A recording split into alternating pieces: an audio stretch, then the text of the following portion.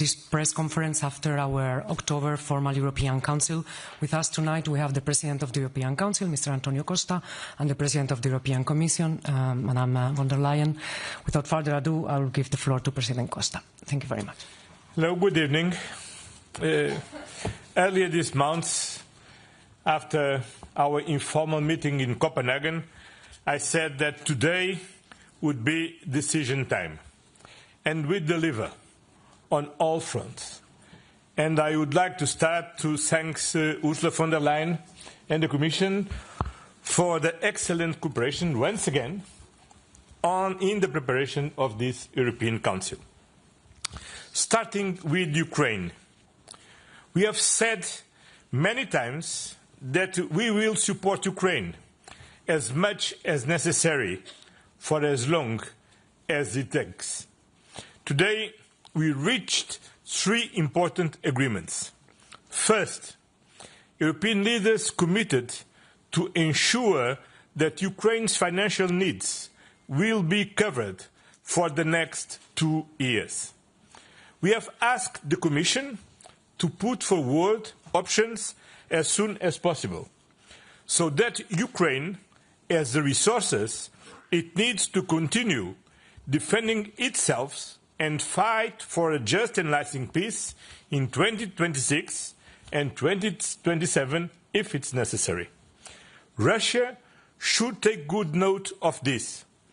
Ukraine will have the financial resources it needs to defend itself against Russia's aggression and in the foreseeable future.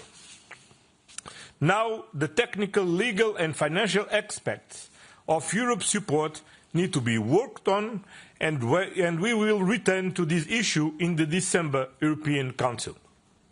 Second, we adopted the 19th sanctions package, which will increase our pressure on Russia and further damage its war machine. Third, Member States agreed to strengthen measures and coordinate actions to disrupt Russia's shadow fleet. To sum up, we continue to use all means at our disposal to put Ukraine in a position of strength if and when negotiations with Putin start. We hope this moment comes soon, but no matter the circumstances, our message is clear. Europe will not let Ukraine down. Second area where the European Council delivered today, defence. Today we have closed a cycle that we opened last February when I convened a brainstorming devoted to this topic.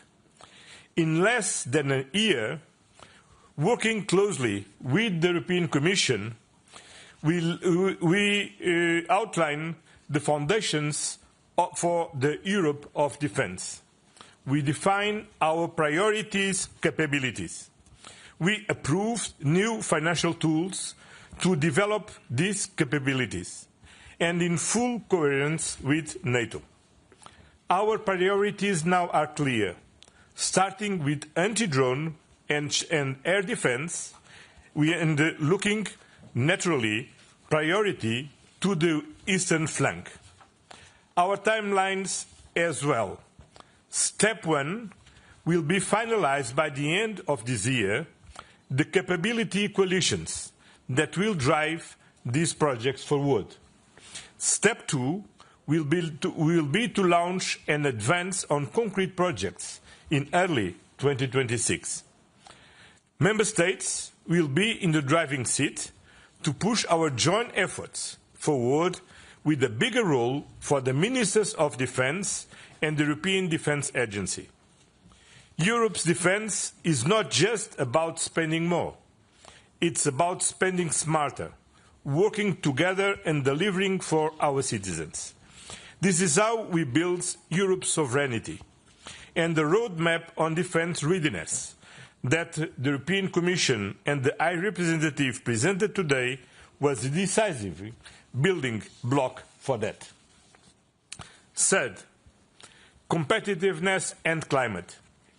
Europe is at the forefront of climate action, turning this challenge into economic opportunities, positioning itself as a leader in the technologies of the future.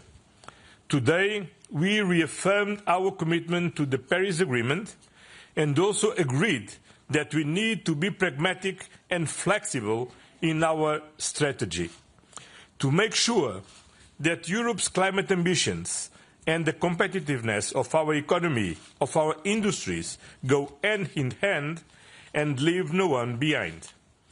Looking ahead to 2040, we are setting a clear and realistic path to achieve our climate targets by making sure our transition is just and affordable for citizens and businesses, by supporting the modernization and decarbonization of our industries, by following the principle of technological neutrality to make sure that we achieve our objectives in the most cost-efficient way, and by guaranteeing that the transition contributes to a strong European industrial base.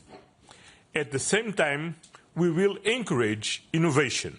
We will invest in clean and digital tech, ensuring Europe stays ahead of in the global race.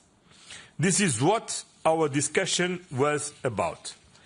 And I believe that today's meeting, together with Ursula von der Leyen's recent letter, have helped create the right conditions for 2040 EU climate target to now be decided in the Council.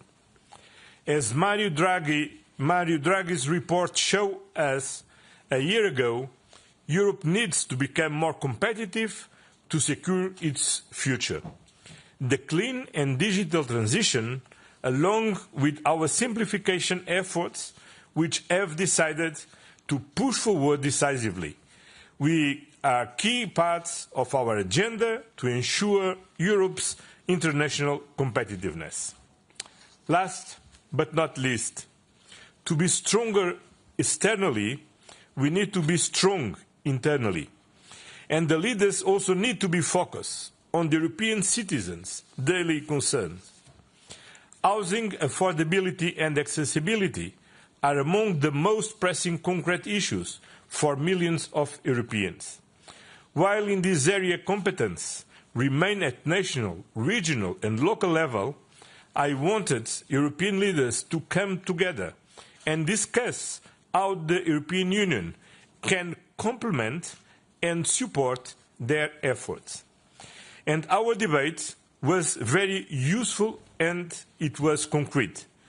And it has offered political guidance for the preparations of the European Affordable Housing Plan by the European Commission. The European Union institutions are fully engaged in helping address this crisis. We must do everything in our power to tackle it.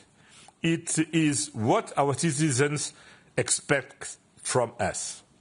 In conclusion, today the European Council delivered concrete measures on Ukraine, defence, climate and competitiveness, and we open a new cycle for housing policy.